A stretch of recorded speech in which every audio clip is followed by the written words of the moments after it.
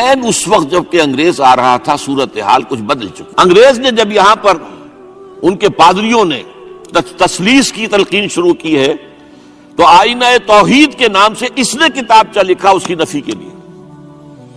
اس حوالے سے یہ کچھ ایسی شخصیت بننے کی کوشش کر رہا تھا کہ مسلمان بھی اس کو قبول کرے, اور اس کے بعد پھر اس نے برہمو سماج کے نام سے ایک ادارہ قائم کیا.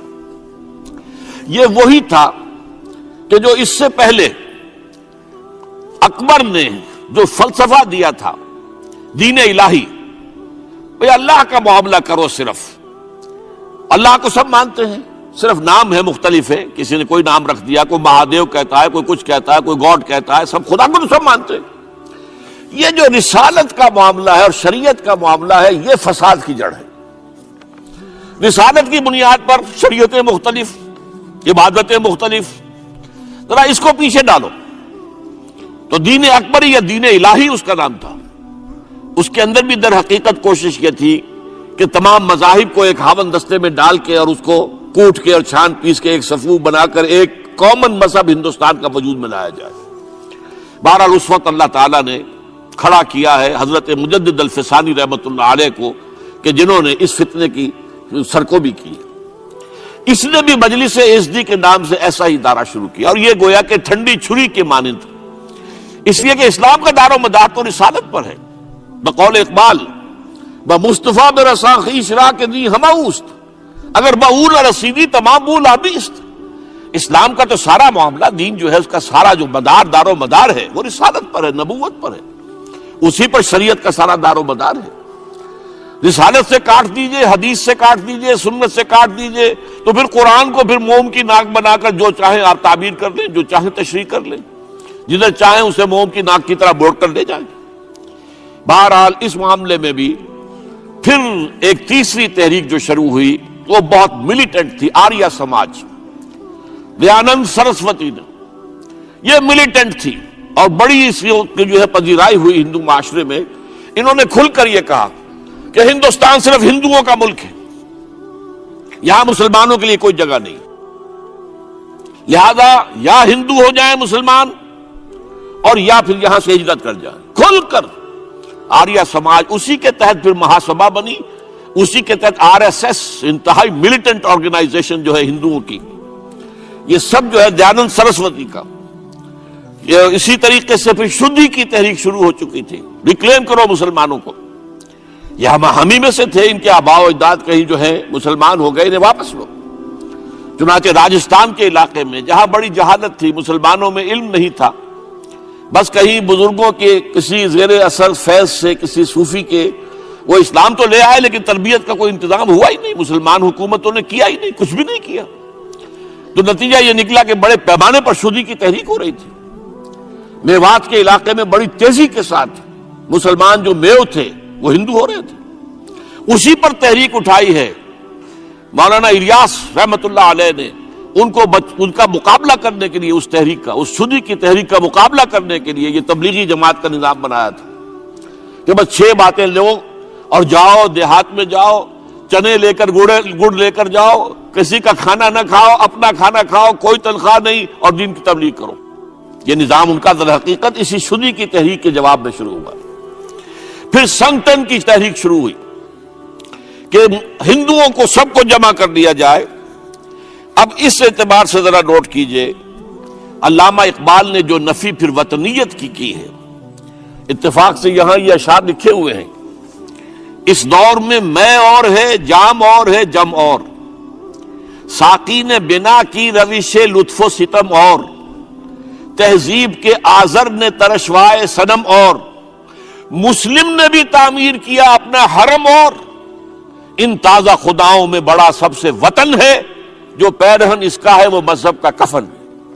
اب ذرا قلب ماہیت کا اندازہ کیجئے, وہی شخص جو کہہ رہا تھا کہ خاک وطن کا مجھ کو ہر ذرہ دیوتا ہے, وہ آج اس وطن کو ایک سب سے بڑا بت قرار دے کر اور اس کا قلع کما کرنے کے لیے کس قدر زوردار الفاظ جو ہے. اور یہی دوسری طرف یہ بت کہ تراشیدہ تہذیب نوی ہے.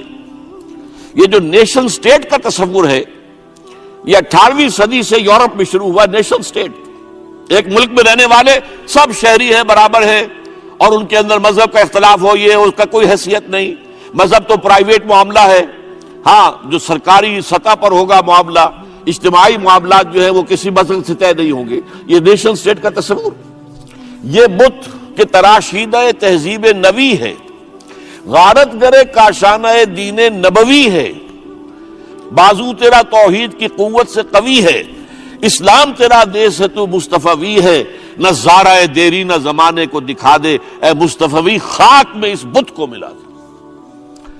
اس سے بھی زیادہ مجھے ملا ہے ایک ان کے قطعہ جو ہے، منزل راہ رواں دور بھی دشوار بھی ہے، کوئی اس قافلے میں قافلہ سالار بھی ہے، بڑھ کے خیبر سے ہے یہ مارکہ دین و وطن. خیبر، غزوہ خیبر سے کہیں بڑھ کر یہ دین و وطن کا مارکہ، کہ ہمارے نزدیک ہماری قومیت کی بنیاد ہمارا دین. آج دنیا یہ کہتی ہے کہ قومیت کی بنیاد وطن ہے.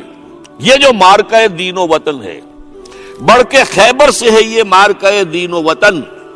اس زمانے میں کوئی حیدر کرار بھی ہے. تو واقعہ یہ ہے کہ علامہ اقبال نے اس سلسلے میں وہ رول بھی پلے کیا کہ جو حضرت مجدد الفسانی رحمت اللہ علیہ نے دین اکبری کا قلع قبا کرنے میں ادا کیا تھا، اور اس میں کوئی شک نہیں ہے. اس اعتبار سے میں کہا کرتا ہوں کہ حضرت مجدد الفسانی کے بروز کی حیثیت رکھتے ہیں علامہ اقبال، اور ان کو جو گہری نسبت تھی. حاضر ہوا میں شیخ مجدد کی لحد پر، وہ خاک کے ہے زیر فلک مطلع انوار. گردن نہ جھکی جس کی جہانگیر کے آگے، جس کے نفس گرم سے ہے گرمی احرار. وہ ہند میں سرمایہ ملت کا نگہباں، وہ ہند میں سرمایہ ہوتی تو جو ہمارے خان عبد الولی خان صاحب جا کر انڈیا آفس کے ریکارڈ سے کچھ چیزیں لے آیا کرتے تھے، ان کی اہمیت تھی. اس لیے کہ جب تک انگریز ہندوستان میں رہنا چاہتا تھا اس نے واقعتاً ڈیوائیڈ اینڈ رول اس پالیسی کو اختیار کیا ہے، اور یہ اس کی حکمت عملی کا لازمی حصہ تھا. لیکن جب پاکستان بنا ہے، لیبر پارٹی کی حکومت، وہ اکھنڈ ہندوستان کی حامی تھی. چنانچہ آپ کو معلوم ہے کہ لارڈ ایٹلی وزیر اعظم قائد اعظم سے شدید نفرت کرتا تھا. اب تو اس کی کتاب شائع ہو چکی ہے، اس میں موجود ہے. اور جو ہمارا وائس رائے تھا لارڈ ماؤنٹ بیٹن، وہ گاندھی کا چیلا تھا. پھر پاکستان کیسے بن گیا؟ یہ اللہ کی خاص حکمت ہے. یہ نوٹ کر لیجئے، یہ بہت اہم نکتہ ہے. اس میں آخری دلیل جو میں دے رہا ہوں، جس کا کوئی اور توڑ ہے ہی نہیں. سن 46 میں قائد اعظم نے کیبنٹ مشن پلان قبول کر لیا. وہ کیا تھا؟ ہندوستان ایک وحدت کی حیثیت سے آزاد ہوگا، مرکزی حکومت ایک ہوگی، لیکن 3 زون ہوں گے. یہ جو 3 زون ہیں، 10 سال کے بعد اگر کوئی زون علیحدہ ہونا چاہے تو اسے اس کا اختیار ہوگا.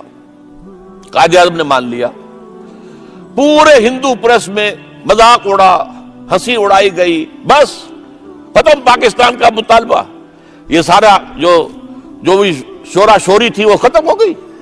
بہت ہی وہ نازک وقت تھا مسلم لیگ کے لیے اور قائد اعظم کے لیے. لیکن اس اصل سبب کیا تھا؟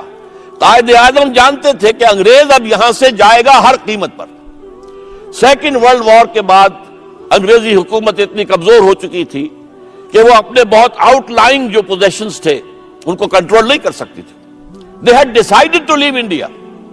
انہوں نے تو اپنا پروگرام 1948 کا رکھا تھا، 48 میں ہم ہندوستان چھوڑ دیں گے. سن 46 میں جب یہ مشن پلان آیا ہے، کیبنٹ مشن پلان، تو قائد اعظم کو محسوس ہوا کہ اگر ہم نے اس وقت اس بات کو نہ مانا تو عین ممکن ہے کہ انگریزی حکومت یونیلیٹرل ٹرانسفر آف پاور کر کے دفع ہو جائے، رخصت ہو جائے. اور پھر ظاہر بات ہے ایک دفعہ مرکزی حکومت اگر ہندوؤں کے ہاتھ میں آ گئی تو پھر ظاہر بات ہے کہ کوئی امکان نہیں رہے گا کسی بھی طرح کا. لہذا اس وقت اس کو قبول کر لو. اس میں موجود ہے 10 سال کے بعد تو ایک پاکستان کا خاکہ موجود ہے کہ زونز اگر ہونا چاہے علیحدہ تو ہو جائے. لیکن اس کو ختم کس نے کیا؟ پنڈت نہرو نے. یہ جو حدیث کے اندر الفاظ آتے ہیں کہ تمام انسانوں کے دل اللہ تعالیٰ کی 2 انگلیوں کے مابین جدھر چاہتا پھیر دیتا ہے. پنڈت نہرو اس وقت پریزیڈنٹ تھے کانگریس کے. انہوں نے کہا ٹھیک ہے ایک دفعہ بن لینے دو، پھر کون کسی کو علیحدہ ہونے دیتا ہے. بات سچی کہی تھی اس نے. نکل جاتی ہے جس کے منہ سے سچی بات مستی میں.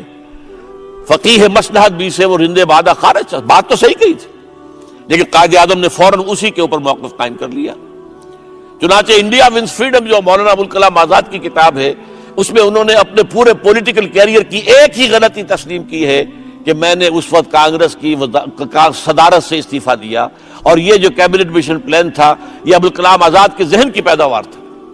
لیکن اس کے بعد ظاہر بات ہے کہ اب کوئی الزام قائد اعظم کو نہیں دیا جا سکتا تھا کہ نیتیں یہ ہیں, تو پھر ہم اس کو تسلیم نہیں کرتے. اس کے نتیجے میں پاکستان بنا ہے. یعنی ایک انداز میں آپ کہہ سکتے ہیں اگر نہرو خاموش رہ جاتا تو پاکستان کبھی وجود میں نہ آتا.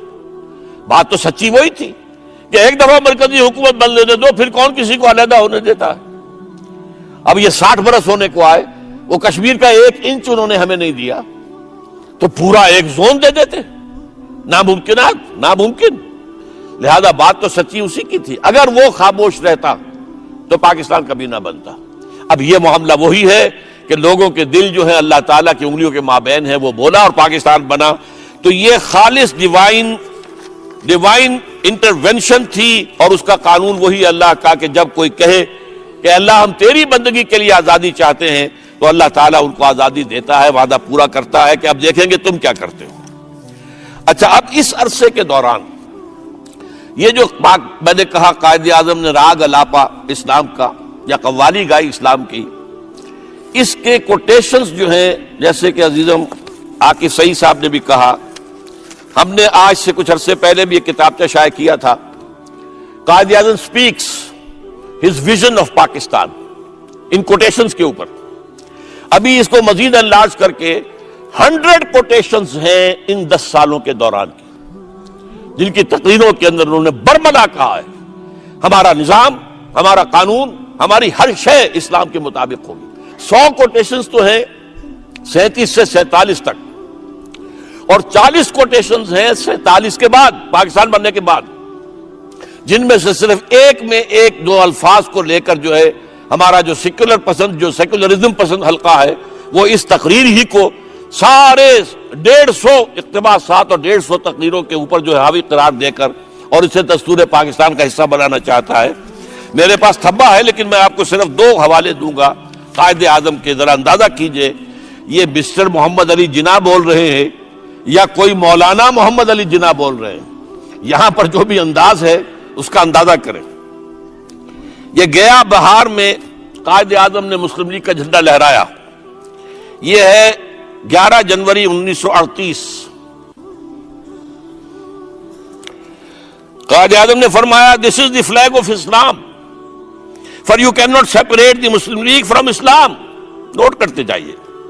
Many people misunderstand us when we talk of Islam, particularly our Hindu friends. When we say this flag is the flag of Islam, they think we are introducing religion into politics, a fact of which we are proud. Note کریں, وہ ہمیں الزام دے رہے ہیں کہ تم مذہب کو لا رہے ہو سیاست کے اندر, ہم تو اس پر ہمارا فخر ہے. A fact of which we are proud. Islam gives us a complete code. It is not only a religion, but it contains laws, philosophy and politics. It contains everything that matters to a man from morning to night. When we talk of Islam, we take it as an all-embracing word. We do not mean any ill will.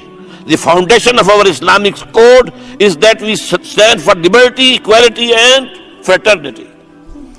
یہ تو ہے 1938 کا. اور پڑھیے اور اس سے آگے, یہ 1946 کا ہے, 6 March 1946. Let us go back to our holy book, the Quran. Let us revert to the Hadith. پھر سوچئے, یہ کوئی مولانا محمد علی جو ہے قائد اعظم بول رہے ہیں, مولانا محمد علی, یا یہ کہ مولانا محمد علی جناح, یا یہ کوئی mister Muhammad Ali Jinnah. Let us go back to our holy book, the Quran. Let us revert to the Hadith and the great traditions of Islam, which have everything in them for our guidance, if we correctly interpret them and follow our great holy book, the Quran. جیسا کہ میں نے کہا 100 سے زیادہ quotation اس قسم کی ہیں. ہم اس کتاب کو اب ختم ہو چکی تھی, دوبارہ جو ہے ذرا اور ایکسٹینشن کے ساتھ اس کو شائع کر رہے ہیں, انشاءاللہ تعالی جلدی آ جائے گی, تاکہ یہ جو ہے معاملہ اس کو تو یوں سمجھیے کہ اس جھوٹ کو جو ہے اس کو کفن جو ہے پہنا کر دفن کر دیا جائے۔ میں چند صرف جو ہے ہیڈ لائنز آپ کو سنا رہا ہوں۔ 6 جون 38 مسلم لیگ کا جھنڈا نبی اکرم کا جھنڈا ہے۔ 22 نومبر 38 اسلام کا قانون دنیا کا بہترین قانون ہے۔ 8 اپریل سٹار آف انڈیا میں ملت اسلامیہ عالمی ہے۔ 7 اگست میں اول و آخر مسلمان ہوں۔ 9 نومبر 1939 مغربی جمہوریت کے نقائص۔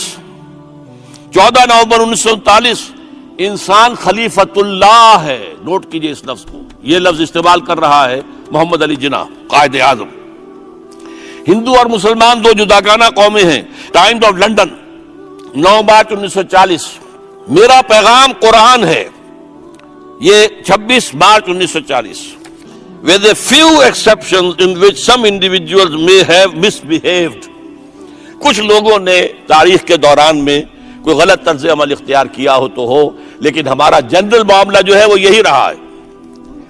اب اسی پر ہے در حقیقت جو 11 اگست 1947 کی تقریر کا ایک جملہ ہے کہ جسے لے کر لوگ دوڑ پڑے۔ جسٹس جو تھے ہمارے کیا نام تھا ان کا، جنہوں نے جسٹس منیر، انہوں نے اس پر پوری کتاب لکھ دی، اور اس کو جو ہے سارے سیکولر مائنڈڈ جتنے بھی ہمارے دانشور ہیں وہ اس ایک جملے کو لے کر چلتے ہیں۔ حالانکہ اس جملے کا بھی 95% اسلامی ہے، 5% کا اس کے اندر معاملہ ہو گیا ہے۔ کس وجہ سے ہو گیا ہے اس کے بارے میں مختلف تعبیرات لوگوں کی ہیں، لیکن یہ ہے کہ 95%۔ انہوں نے کہا کہ you are free to go to your mosques, free to go to your temples, free to go to your gurdwaras. یہ بالکل صحیح ہے۔ اسلامی ریاست میں بھی مذہبی آزادی سب کو ملتی ہے۔ وہ تو صرف ایک معاملہ تھا جو قریش کے لیے تھا، بنی اسماعیل کے لیے تھا، اگر ایمان نہیں لاؤ گے تو قتل کر دیے جاؤ گے، جو سورہ توبہ کی ابتدائی 6 آیات ہیں۔ اس لیے کہ حضور خود قرشی تھے، اور حضور جو ان کی طرف بھیجے گئے تھے یہ آپ کی بعثت خصوصی تھی۔ بعد میں سب کے لیے یہی تھا، اسلام لے آؤ ہمارے برابر کے ساتھی ہوگے۔ ہم یہ بھی کلیم نہیں کریں گے کہ ہم سینئر مسلمان ہیں تم جونیئر ہو، ہمارے زیادہ حقوق ہیں تمہارے کم، نہیں، برابر کے ہوگا۔ اگر یہ نہیں تو جزیہ دو، چھوٹے بن کر رہو، لیکن تمہاری مذہبی آزادی تمہیں پوری کی پوری حاصل رہے گی۔ اور یہی تاریخ بتاتی ہے، کہیں پر بھی بالجبر کسی ایک شخص کو بھی مسلمان نہیں بنایا گیا۔ ہاں طاقت اگر ہے تو نظام جو ہے وہ اللہ کا ہوگا، دین اللہ کا ہوگا، دین اللہ کا قائم کیا جائے گا، اس لیے کہ وہی رحمت ہے انسانوں کے لیے، اسی میں بہترین جو ہے لوگوں کے لیے جو نظام ہے سوشل جسٹس کا وہ اللہ تعالیٰ نے دیا ہے حضور کے ذریعے سے نوع انسانی کو۔ دین وہ ہوگا، باقی مذہب کے طور پر تم جس طرح چاہو کرو۔ اسی طریقے سے انہوں نے کہا کہ Muslims will cease to be Muslims and Hindus will cease to be Hindus, not in the religious sense, because religion is the private faith of the individual, but in the political sense۔ اس میں بھی سیدھی سی بات یہ ہے کہ واقعتاً پوری دنیا میں تو یہی ہے کہ مذہب جو ہے وہ فرد کا معاملہ آج پوری دنیا میں ہے۔ ہاں اسلام جو ہے وہ میں نے جیسا کہ آپ کو قائد اعظم کی تقاریر سے بتایا، اسلام مذہب نہیں ہے، اسلام دین ہے، پوری زندگی کا نظام دیتا ہے۔ اس وقت اگر اس کو ایکسیپٹ بھی کر دیتے، ذرا اس کا استثناء کر دیتے، تو بات جو ہے اس کے اندر کوئی بھی جو ہے کوئی غلط فہمی کا امکان پیدا نہ ہوتا، لیکن ہوا ہے۔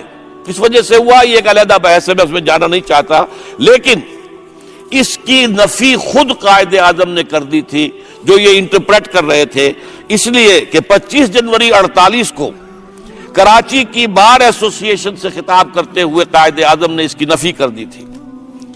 قائد اعظم نے فرمایا تھا، قائد اعظم said Islamic principles today are as applicable to life as they were 1300 years ago۔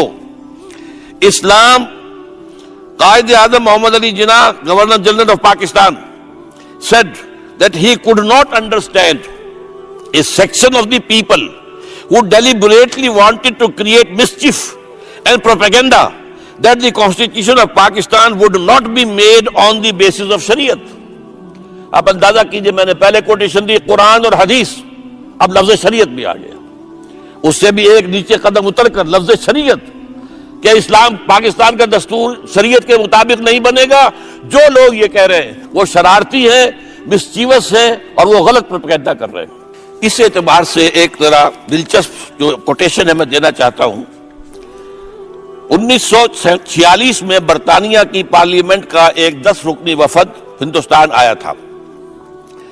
اس میں رابرٹ رچرڈ اس کے چیئرمین تھے.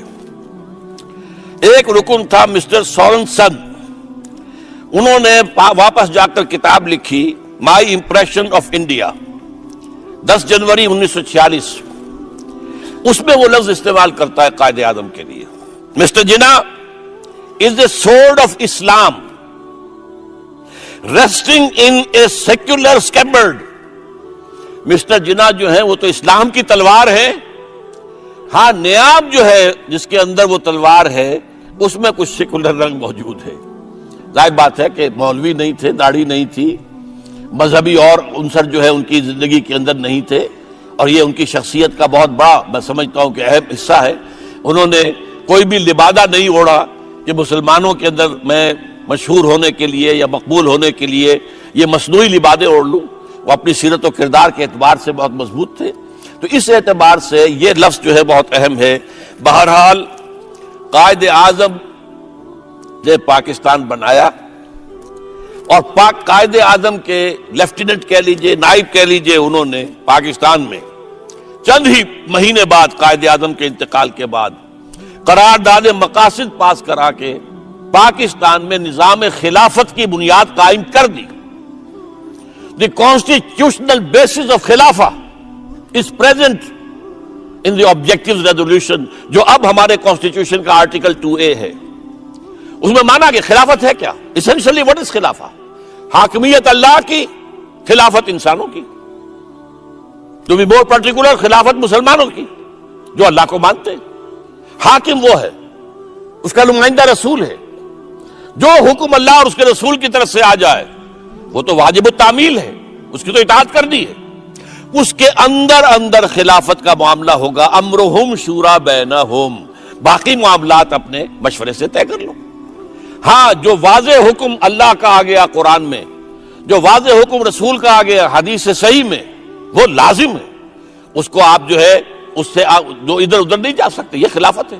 And this has been absolutely clearly specified in the objective resolution کہ حاکمیت اللہ کی ہے, اور ہمارے پاس جو اختیارات ہیں وہ ایک امانت ہے, مقدس امانت, سیکریٹ ٹرسٹ, جو کہ انہی حدود کے اندر استعمال کیے جائیں گے جو اللہ, جو قرآن اور سنت میں معین کر دیے گئے. دس از خلافہ. ایک آرٹیکل جو ہے وہ در حقیقت خلافت کی بنیاد کے قیام کے لیے دستور کے اندر کافی ہے, بشرطے کہ جیسا کہ میں بعد میں عرض کروں گا اس میں ایک جملہ اور ہوتا. جب یہ 2A کے طور پر لائے ہیں ضیاء الحق صاحب, اگر ایک جملے کا اضافہ ہو جاتا کہ it will take precedence over the whole of the constitution, یہ دفعہ پورے دستور پر حاوی رہے گی, تو پھر اس کے بعد کسی دفعہ 227 کی ضرورت نہیں تھی, بلکہ یہ کہ اس کے مطابق جو ہے یہ پورا کا پورا دستور جو ہے وہ اسلامی بن جاتا اور خلافت کا بن جاتا. اب آئیے, اب جگر تھام کے بیٹھے, میری باری آئی. باری تو بہت دیر سے آئی ہوئی ہے. اس سرحد کے اوپر وہ ہمارا ازلی دشمن بیٹھا ہے. جب موقع ملے گا وہ اس لکیر کو ختم کرنے کی کوشش کرے گا. یہ ہمارا مغربی سرحد محفوظ رہی, حالانکہ افغانستان کی حکومت جو تھی شروع سے پاکستان کی مخالف تھی. ایک ہی ووٹ تھا پاکستان کے یونائٹڈ نیشنز کے ممبر ہونے کی تجویز کے اندر جو مخالفانہ آیا تھا, وہ افغانستان کا تھا. باقی پوری دنیا نے کہا تھا کہ ہاں ٹھیک ہے پاکستان کو ممبر بننا چاہیے. افغانستان نے کہا نہیں. لیکن یہ کہ دوران میں اس کے علاوہ افغان نیشنلزم جب پروان چڑھ رہا تھا اور پختونستان کے نعرے لگ رہے تھے, اور ہمارے لیڈر کہہ رہے تھے کہ ہم یہ زنجیر جو طورخم پہ لگی ہوئی ہے وہاں سے ہٹا کر اور یہ مارگلہ میں لگا دیں گے یا اٹک پہ لگا دیں گے, یہ ساری چیزیں جو ہیں اب کیا شکل ہے, اب وہاں پر وہ کروسیڈ آ چکا ہے. یہ کروسیڈ, اس پر جو ایک کتاب بڑی شاندار ہمارے ایک صحافی نے لکھی ہے. جیسے یہاں سرحد میں حیات اللہ خان تھے ایک صحافی جو قتل کر دیے گئے, ایسے ہی عابد اللہ جان تھے, وہ تنظیم کے رفیق ہیں, بہت بڑے صحافی ہیں. انہیں بھی جان کا خطرہ ہو گیا تھا, انہیں اس طریقے سے ان کا پیچھا کیا جا رہا تھا. وہ ملک چھوڑ کر چلے گئے, اب کینیڈا میں. کئی کتابیں وہ لکھ چکے ہیں. اینڈ آف ڈیموکریسی ان کی کتاب ہے, بڑی زبردست. انہوں نے ثابت کیا ہے کہ یہ مغربی لبرل سیکولر ڈیموکریسی کا وقت ختم ہو چکا ہے, اب اسلام کا نظام آئے گا. یہ انہوں نے ثابت کیا, and of democracy. And of history کتاب لکھی تھی فوکویاما نے، اس کے جواب میں یہ اینڈ آف ہسٹری کتاب انہوں نے لکھی، اور ایک کتاب افغانستان دی جینیسس آف لاسٹ کروسیڈ، آخری کروسیڈ کی جو بات تیار ہو رہی ہے وہ یہاں ہو رہی ہے، اور شاید اس لیے ہو رہی ہے ہماری بہت سی باتوں سے یہودی ہم سے زیادہ واقف ہے۔ حدیث میں اس علاقے کے بارے میں کہا گیا ہے یخرج من خراسان رایات سود لا يردها شیء حتی تنسب بإیلیا، یہ جو آخری زمانے میں جو کتاب، جو حدیث کی کتابوں میں باب الملاحم ہے اور جنگوں کا تذکرہ ہے، الملحمۃ العظمی اور الملحمۃ الکبریٰ، اسی میں پھر ذکر آتا ہے کہ خراسان سے سیاہ جھنڈے لے کر فوجیں چلیں گی، کوئی ان کا رخ موڑ نہیں سکے گا، اور وہ جا کر سیدھی ایلیا میں، جو حضور کے زمانے میں بیت المقدس کا نام تھا، وہاں جا کر وہ جھنڈے نصب ہو جائیں گے۔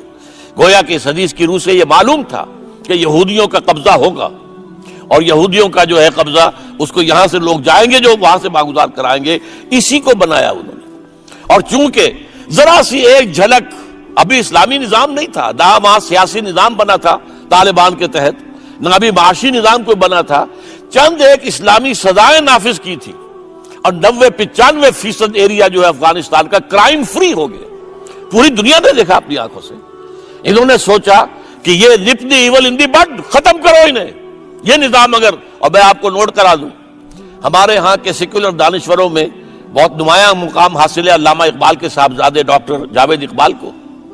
وہ طالبان کے زمانے میں کابل گئے، 8-10 دن وہاں رہے، واپس آئے تو اکوڑا خٹک کا جو مدرسہ ہے جامع حقانیہ، وہاں انہوں نے ایک تقریر کی، اور اس میں یہ الفاظ کہے کہ جو کچھ حالات میں وہاں دیکھ کر آیا ہوں، اگر چند اور مسلمان ملکوں میں ہو جائیں تو پوری دنیا اسلام لے آئے گی۔ یہ جاوید اقبال کے الفاظ ہیں۔ لہذا اب یہی تو وہ چیز ہے جو انہیں پسند نہیں ہے۔ شیطان کا ایجنٹ، شیطان کے سب سے بڑے اعلی کار یہودی، اور یہودیوں کے اعلی کار عیسائی، اس وقت جو ہے پورا کا پوری عیسائی دنیا جو ہے وہ ان کے اعلی کار کی حیثیت رکھتی ہے۔ یہ معاملہ بھی اب پاکستان کے سامنے آ چکا ہے۔ اب اس کا حل کیا ہے؟ آخری بات، ایک لفظ، توبہ۔ تاریخ میں 2 مرتبہ ایسا ہوا ہے، حضرت یونس علیہ السلام، ان کی قوم پر عذاب کے آثار شروع ہو چکے تھے، اور کبھی ایسا نہیں ہوا کہ کسی رسول کی قوم پر عذاب کے آثار شروع ہو جائیں اور پھر وہ توبہ کرے تو توبہ قبول ہو جائے، لیکن ہوئی ہے۔ الا قوم یونس، قوم یونس کے ساتھ معاملہ ہوا۔ اس کی وجہ یہ تھی کہ حضرت یونس علیہ السلام سے خطا ہو گئی تھی، اللہ کی ایکسپریس پرمیشن کے آئے بغیر وہ اپنی قوم کو چھوڑ کر چلے گئے تھے، قوم سے ناراض ہو کر، لہذا وہاں عذاب کے آثار آئے، پوری قوم نے توبہ کی، عذاب کے آثار ٹل گئے۔ اسی طریقے سے یہودیوں کی تاریخ میں جب وہ انتہائی پستی میں گر چکے تھے، جب نیبوکڈنیزر نے 6 لاکھ یہودی بیت المقدس میں قتل کیے تھے، اور 6 لاکھ کو قیدی بنا کر لے گیا تھا، اور بیت المقدس میں ایک متنفس بھی باقی نہیں رہا تھا، ہیکل سلیمانی کی 2 اینٹیں بھی سلامت نہیں تھی۔ پھر حضرت عزیر علیہ السلام نے توبہ کی بنا دی کہ لوگوں توبہ کرو، پلٹو اپنے رب کی طرف، مشرکانہ اوہام سے توبہ کرو، بدعات سے توبہ کرو، اللہ کے فرائض کو ادا کرو، شریعت کو اپنے اوپر نافذ کرو۔ اینٹی بھٹو تو آپ کو معلوم ہے بہت سے لوگوں نے جانیں دے دی تھی، لیکن پھر بریگیڈیئر محمد اشرف گوندل نے لاہور میں کہا اب ہم مزید کوئی فائرنگ نہیں کریں گے، 2 بریگیڈیئر اور کھڑے ہو گئے، بھٹو صاحب کو ہوش آ گئی۔ چند دن پہلے انہوں نے کہا تھا میری کرسی بہت مضبوط ہے، معلوم ہوا وہ کرسی تو مضبوط نہیں ہے، وہ تو فوج کے بل پر تھی۔ بلایا، پی این اے سے نیگوشیشن ہوئی، بات طے بھی ہو گئی تھی، وہ تو ضیاء الحق صاحب پہلے سے ادھار کھائے بیٹھے تھے، تیاری کر چکے ہوئے تھے قبضہ کرنے کی۔ بہرحال یوکرائن میں جو کچھ ہوا ہے آپ کو معلوم ہے، جارجیا میں جو ہوا، کرغزستان میں جو ہوا، لیٹن امریکہ میں جو ہوا، یہ یک طرفہ مسلح بغاوت نہیں،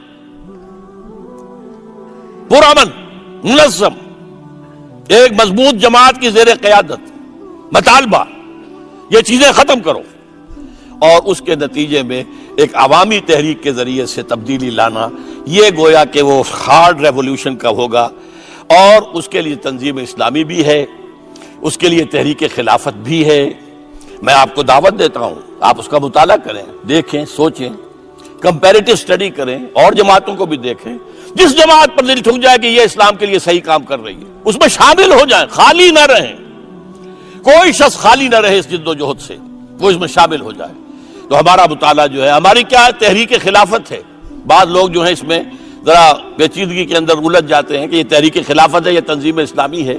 تو مثال کیا ہے، تحریک پاکستان تھی، لیکن جو جماعت اس کی علمبردار تھی اس کا نام مسلم لیگ تھا۔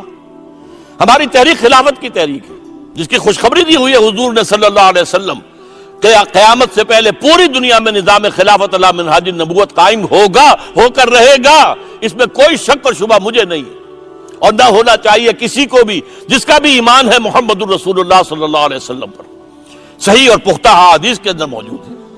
لہذا اس کے لیے جد و جہد، ظاہر بات ہے کسی ایک ملک سے شروع ہوگا، یہ ایک علیحدہ موضوع تھا، اس کے لیے میں نے آج جو ہے ادھر میں نہیں جا سکا ہوں۔ اس کے لیے مشیت خداوندی بہت عرصے سے اس خطے کے لیے کچھ طے کر چکی تھی۔ آپ کو معلوم ہے تحریک خلافت چلی تو یہاں ہندوستان میں اور کہیں بھی نہیں چلی، آزادی کی تحریکیں چلی تو دوسرے ملکوں میں اپنے لوکل نیشنلزم کی بنیاد پر چلی، یہاں اسلام کے نام پر چلی۔ پاکستان معجزے کے طور پر قائم ہوا، پھر 27ویں شب رمضان مبارک میں نازل ہوا۔ یہ وہ آیات ہیں، یہ وہ کرامات ہیں جو پاکستان کے ساتھ وابستہ ہیں۔ اس سے پہلے یہ کہ مجددین کا سلسلہ جو 1000 برس تک عالم عرب میں رہا تھا وہ ہندوستان میں منتقل ہوا۔ بہرحال اب یہ کہ اس کے بعد بھی اگر خدا نہ خواستہ پاکستان فیل ہو جاتا تو ان تتولوا یستبدل قوما غیرکم، اگر تم پیٹھ دکھا دو گے اس مشن سے جو ہم نے تمہارے حوالے کیا اور جس کے لیے ہم نے تمہیں ملک دیا، معجزے کے طور پر دیا، تو پھر ہم تمہیں ہٹائیں گے، یہی مشن کسی اور کے حوالے کر دیں گے۔ اللہ تعالیٰ اس وقت سے ہمیں بچائے اور ہمیں توفیق دے، ہم اسلام کے سپاہی بنیں اور اسلام کو نافذ کرنے کے لیے اپنا تن من دھن لگانے کے لیے تیار ہو جائیں، ورنہ ہمارا حشر وہ ہوگا جو سورہ اعراف میں ایک شخص کا ذکر کیا گیا ہے، وَاتْلُ عَلَيْهِمْ نَبَأَ الَّذِي آتَيْنَاهُ آيَاتِنَا۔ ایک بلعام بن بابورہ ہوتا تھا، بہت بڑا درویش، بڑا صاحب کرامت بزرگ، ہم نے اسے اپنی آیات عطا کی تھی، آیاتنا، فانسلخ منہا، اس میں سے نکل بھاگا، فأتبعہ الشیطان، تو شیطان اس کے پیچھے لگ گیا، فکان من الغاوین، پھر وہ انتہائی گمراہ ہو کر رہا۔ یہی ہمارا حال ہے، ہمیں آیات عطا کی گئی تھی، ہمیں 27ویں شب میں یہ پاکستان نازل کیا گیا ہمارے لیے معجزے کے طور پر آیا۔ یہ ساری چیزیں آیات ہیں، لیکن اگر ہم ان سب کو پیچھے ڈال کر اور صرف دنیا میں اور دنیا کے جو بھی اور رنگ ہیں اس وقت انہی کے پیچھے لگے رہے تو پھر وَلَوْ شِئْنَا لَرَفَعْنَاهُ بِهَا، اگر ہم چاہتے تو اسے اور بلندی اور رفعت روحانی اخلاقی عطا کرتے، وَلَكِنَّهُ أَخْلَدَ إِلَى الْأَرْضِ، لیکن وہ تو زمین ہی کی طرف دھستا چلا گیا۔ اس کے بعد آگے تھوڑے فرمایا ہے ذَلِكَ مَثَلُ الْقَوْمِ الَّذِينَ كَذَّبُوا بِآيَاتِ اللَّهِ، یہی مثال اس قوم کی بھی ہے جو اللہ کی آیات کو جھٹلا دیں۔ فَقْصُصِ الْقَصَصَ لَعَلَّهُمْ يَتَفَكَّرُونَ، تو اے نبی ان کو یہ واقعہ سنا دیجئے، شاید کہ یہ غور کریں، سوچیں، کہیں ایسا نہ ہو کہ ہم بلعام بن بارودہ بن کر رہ جائیں اور ہماری داستان صورت پھر یہ ہوگی کہ تمہاری داستان تک بھی نہ ہوگی داستانوں میں۔ اقول قولی ھذا واستغفر اللہ لی ولکم ولسائر المسلمین والمسلمات، لیکن یہ ہے کہ میں دعا کرتا ہوں اللہ سے کہ میری اس گفتگو، میرے اس خطاب کو میرے لیے بھی توشہ آخرت بنائے اور آپ کے لیے کوئی نئی ایک امنگ، ایک نیا ولولہ، وہ جو اقبال نے کہا تھا ایک ولولہ تازہ دیا میں نے دلوں کو، لاہور سے تابا خاک بخارا و سمرقند، ایک نیا ولولہ لے کر آپ یہاں سے اٹھیں۔ اللہ تعالیٰ جو ہے ہماری اس دعا کو قبول فرمائے۔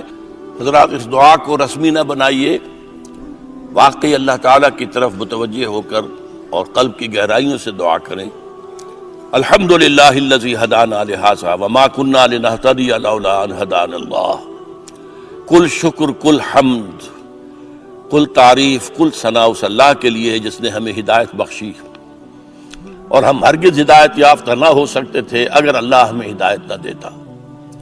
ربنا لا تزغ قلوبنا بعد اذ ہدیتنا وہب لنا من لدنک رحمہ انک انت الوہاب، پروردگار جو ہدایت تو نے ہمیں عطا کی ہے اب اس پر استقامت عطا فرما۔ اے اللہ اب ہمارے دلوں کو کج نہ ہونے دے۔ اے اللہ تیرے نبی نے بتایا ہے کہ تمام انسانوں کے دل تیری 2 انگلیوں کے مابین ہے، تو جدھر چاہتا ہے پھیر دیتا ہے۔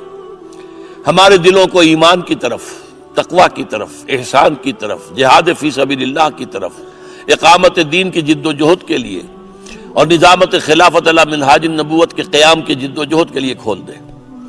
ربنا تقبل منا انک انت السمیع العلیم وتب علینا انک انت التواب الرحیم۔